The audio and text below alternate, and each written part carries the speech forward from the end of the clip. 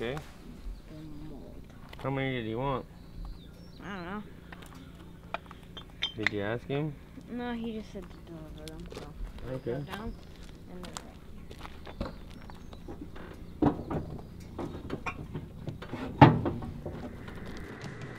Alright, this afternoon we're going to be melting down some lead. And I've got a bunch of random lead that I've picked up or clients have sent to me. And I'm going to be making some halibut sinkers today and some Cannon downrigger balls. This is probably not the smartest thing to be doing without long sleeve shirts, but you want to worry about safety right out of the gate. I've got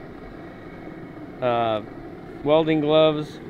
I'll probably end up doubling them up or changing out because I got to get another glove in here because they get so hot after a while. But that's good because they go into the molds really good. And I can't stress about safety. I found my respirator, but I didn't have the cartridges for it. So I went from doing it in my shop because there's less wind in there to doing it out here, and we've got a steady breeze going that way. So I set up everything upwind so I don't have to breathe the fumes, and I'll try to breathe as least as possible. But I've got 2 crab pot cookers going.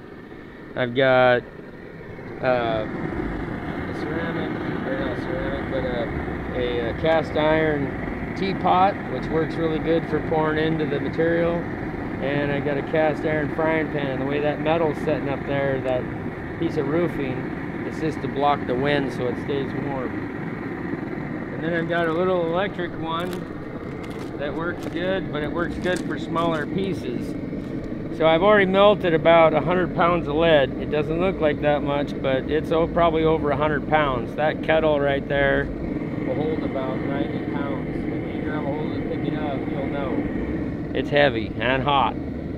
So I've already got my molds with the eyes pre-done in them. They're all ready to go. It helps to keep it going. So that's why I've got a bunch of lead for a starter, because once the molds are hot, the lead goes into it smoother. So once this is melted down, I've got a lot of extra debris.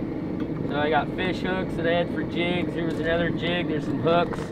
There's swivels. And you want to get most of the non-lead materials out, and it's kind of cool how everything floats. If you go over here on this one, there's rocks, and so I thought this jig was a little light, and it's obvious it's not lead. So this probably is tungsten or something like that. What we're gonna do is there's rocks in here. Everything floats because lead's heavier. There's not too many materials that are heavier than lead. And the key is getting it really hot so all the stuff segments off of it. It separates. And if it's not hot, a lot of the stuff I'm scraping off is probably tin or aluminum. Still stuff you don't want to breathe.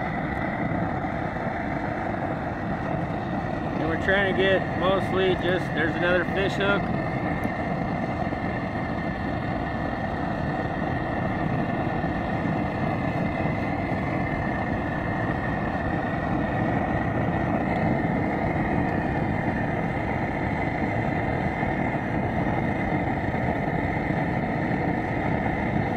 A lot of these tire weights too were tungsten, and so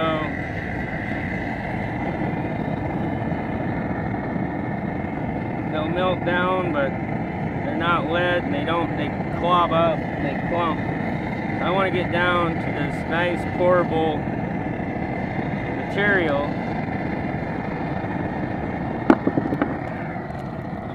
Definitely want to be wearing safety glasses too. It's you want to be safety to, and for no reason at all. If you're sweating or you're around a water hose or it's raining, definitely if you throw a little water in here, this stuff will explode just like hot grease. So you do not want any of that, any water. If you're like, it's 75, 80 degrees here, and I'm wanting to be in shorts, but I'm kind of trying to protect a little bit of my body. I should probably have a long sleeve shirt on. Some of these commercial trolling weights, they will have water inside of them, and when you put them in there and they start melting down, that water will come out and your whole pot will erupt. So it's you definitely want some clothes. I'm just way too hot, and hopefully nothing bad happens. So I'm just scraping all the debris, all the non-lead material off.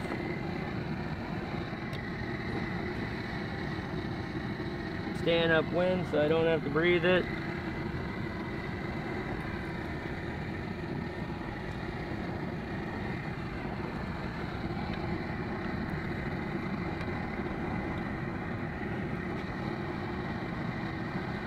You'll see when I pour it, the lead goes. It melts at a lower temperature, and then what's left is either tungsten or tin or aluminum. And the key is getting it really hot before you try to sift through this stuff.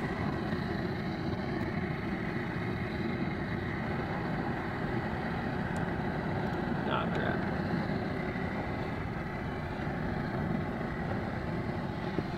It's time to put on a glove. It's hot. Burning my hand just trying to sift it out.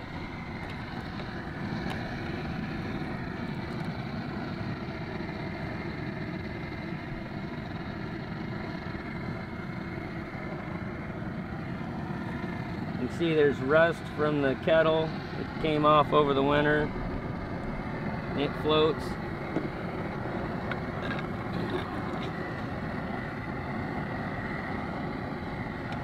You can see the lead goes out and the other materials stay.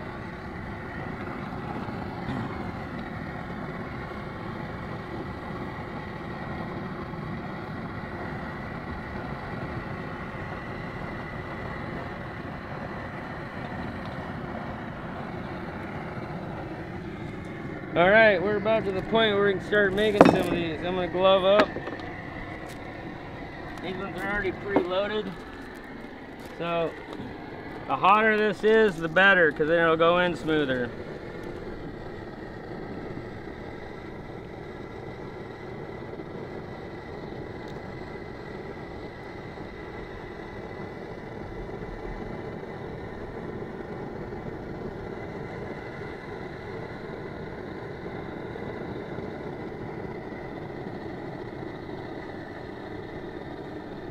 It gets really heavy in your hand too, so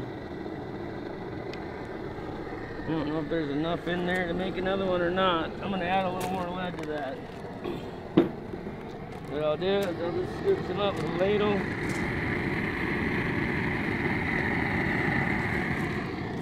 Bring it over to this one. Keeps it hot and fluidy. This thing gets heavy. It's already about 4 pounds, and holding it just gets kind of hot and heavy.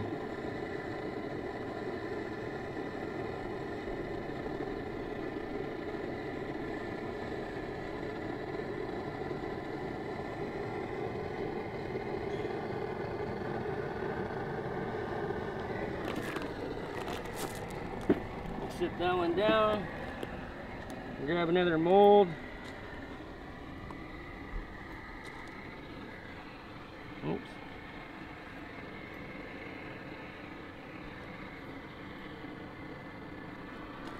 Set it in the groove. Close it. It's got to stay tight. It's got a little bit of a gap, but we'll see how it does here. These have kind of oxidized over the winter. So there we go. Actually, I'll throw another little scoop in there. Worst thing you could do is get one halfway done and then try to add more to it, and it just gets a cold joint, and a lot of times they come apart while you're fishing, and that's not what you want. They're coming out the bottom a little bit.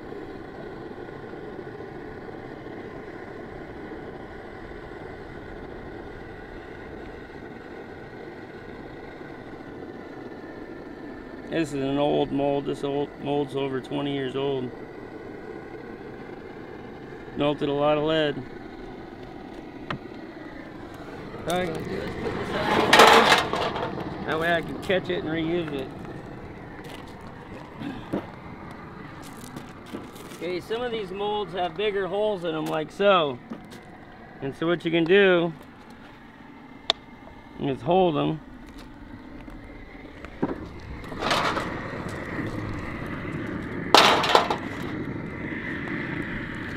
And now you can just use the ladle.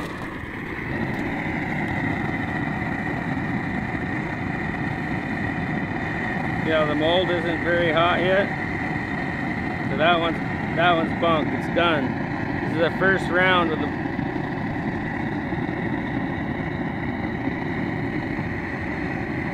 not working. The lead's not hot enough, so that's a screw up. Once you do a couple rounds, then the lid will keep the mold hot.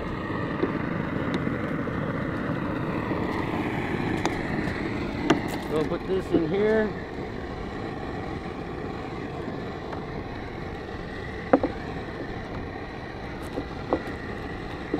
Once this mold gets warm, it's a lot easier to pour into. Now here's where you don't get burnt.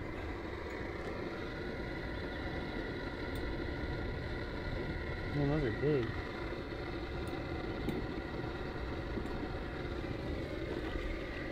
Take a little tape, put it on your eye.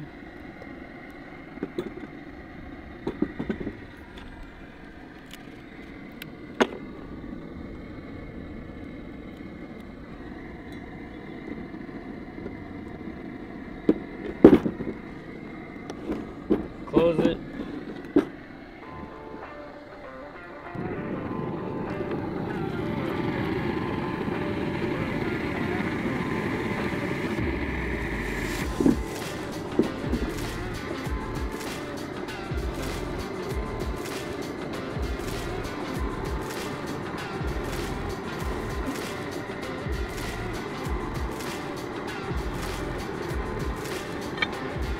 Man, we just get roasted. This stuff is so hot. That just done.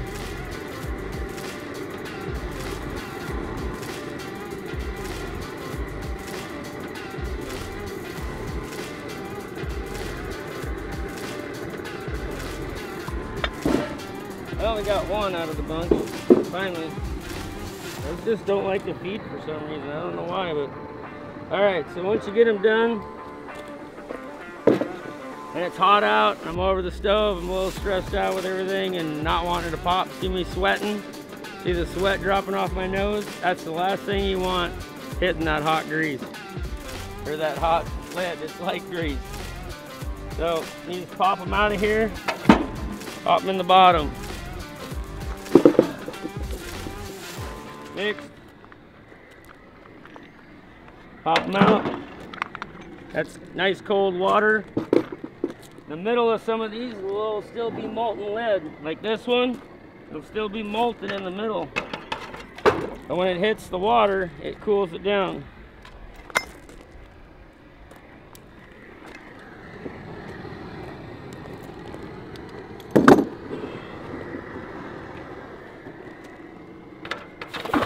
You can hear it pop and sizzle.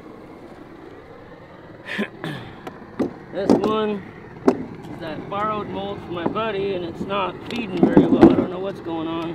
We got one that's messed up and one that's good. Now I can't even open it. So that one will drop in the water. It doesn't take long to cool them down. This one we're gonna have to start all over again. Okay, not getting my lead hot enough is the issue, I think. It's got to be really hot, and I got a little wind going on, so it's cooling everything down. And normally you don't have these big flare-ups, or they're not really hard to feed, but for some reason I'm making it look difficult today. So when you get this, you just take these, you get a pair of dikes, and you cut them off. There's a 12-pounder ready to rock, brand new and shiny. There's a 10-pounder ready to rock, nice and shiny. 3-pounder. They're halibut fishing when the current's tough. I'll let these sit here and dry out a little bit before I go throwing these pieces back in that hot lead. There's a 2-pounder. The cost of sinkers these days is through the roof.